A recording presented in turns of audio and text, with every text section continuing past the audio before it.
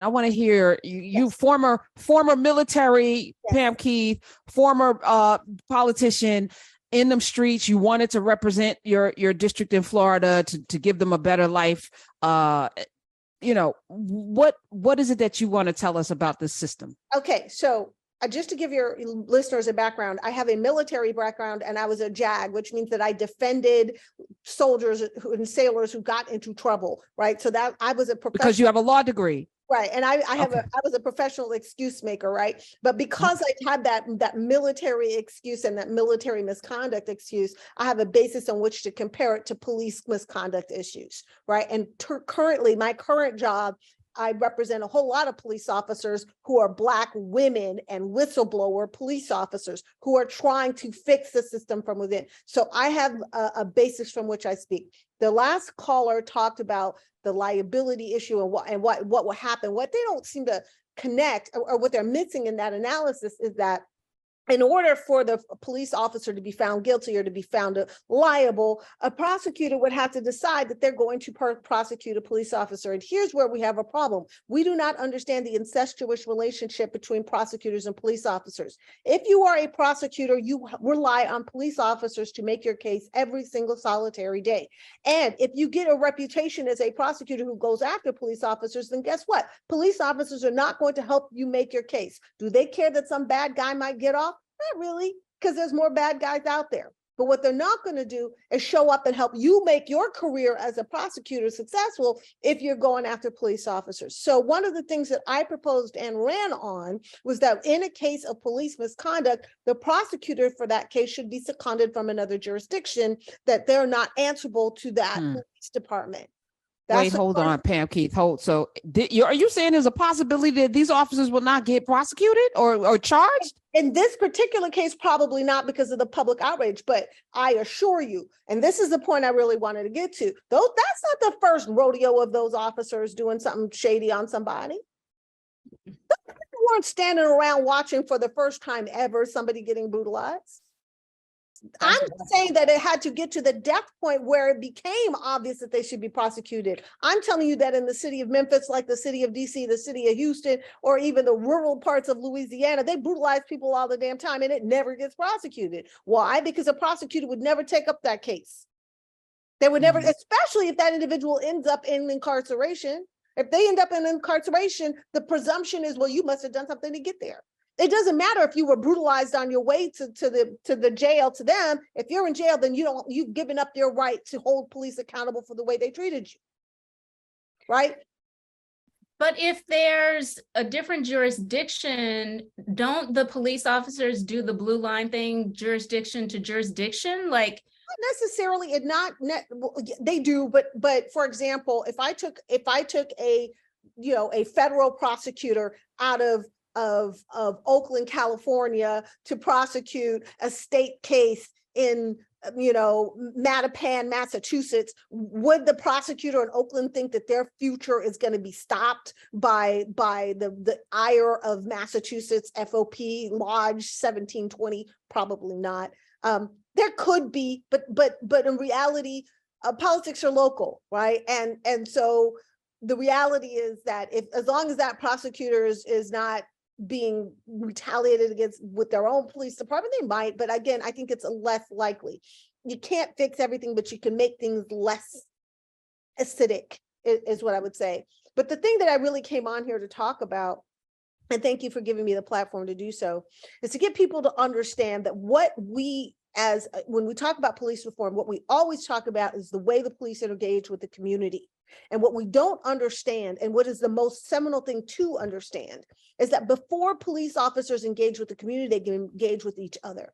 And everything that you see about how police officers engage the community is an outgrowth of the way they engage with each other. And the first thing they do when they indoctrinate people into policing at the academy, and when they get out on the street with their sort of, their mentors or whatever, when they get out on the job, the first thing they do is teach each other, you have got to tolerate my misconduct and I will tolerate your misconduct. And if you don't tolerate my bullying, my harassing, my racism, my sexual harassment, and my BS, then I'm going to bully you out of this profession.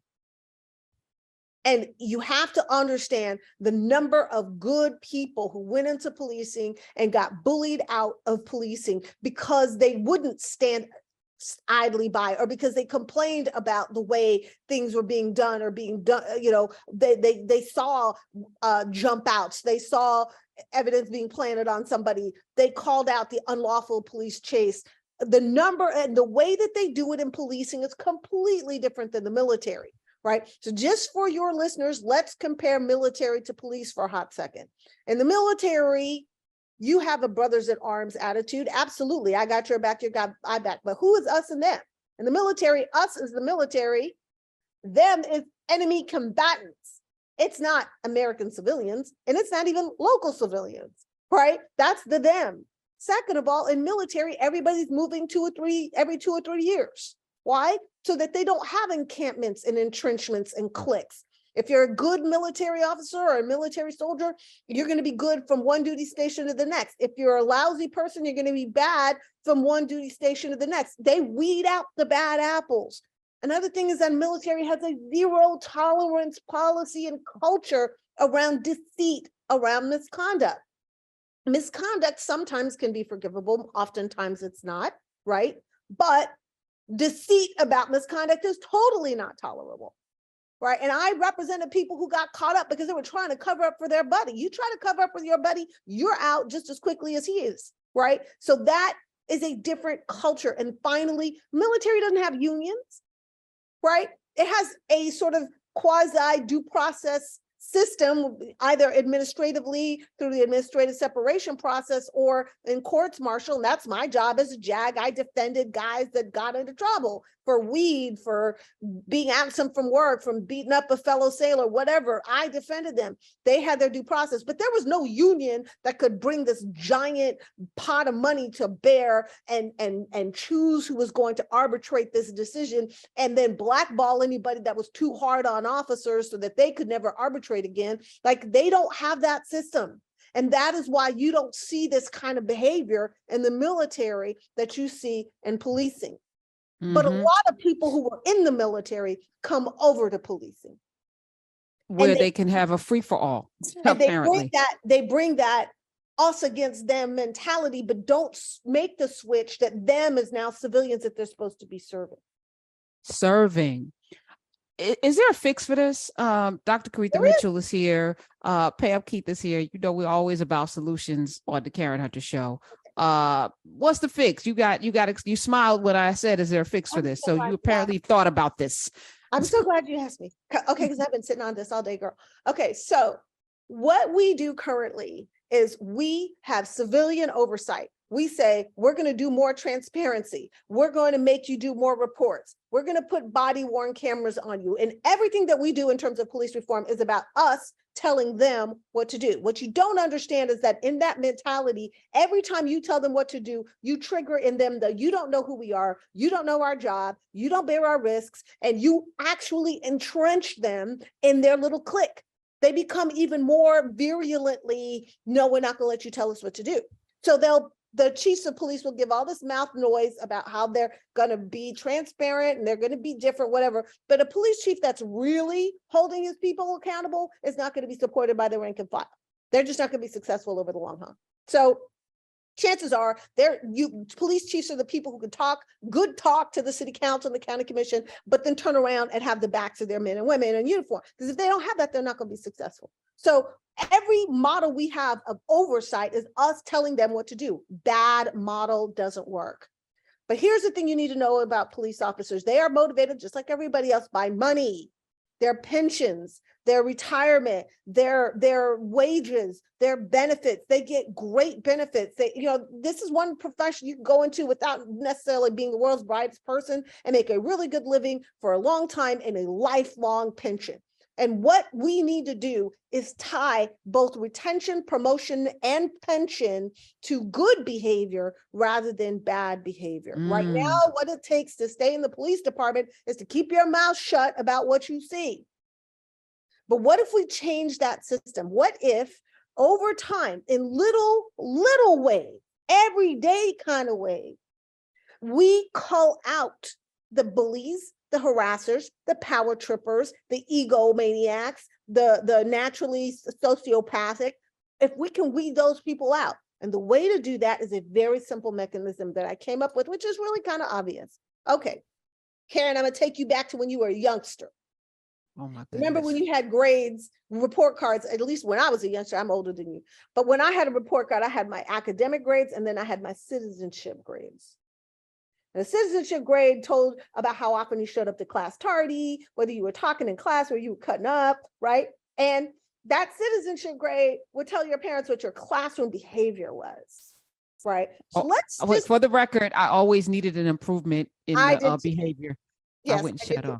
up. Okay, good. But what say we take a police department like MPD, Metro Police, and here in Washington, D.C., and we said, okay, throughout the course of the year, every single police officer and employee of this department is going to regularly get emails from an outside entity that asks them 5 questions about an interaction they have with someone, be it in training, be it in overtime, be it in a CPR class, whatever it is, throughout the year. And it's over and over again. It is totally random. It is totally anonymous. It is outside of the police department. And you get asked these 5 questions about somebody you interacted with all the time. They don't know that you got the question. They don't know that you answered the question, but everybody has to answer the emails. And it's Like 5 Nielsen's, like a Nielsen's for like a police. Nielsen rating, right? Like And that. it asks 5 basic questions. Did this person treat you with respect and decency? Did they treat the civilian with respect and decency? Ooh.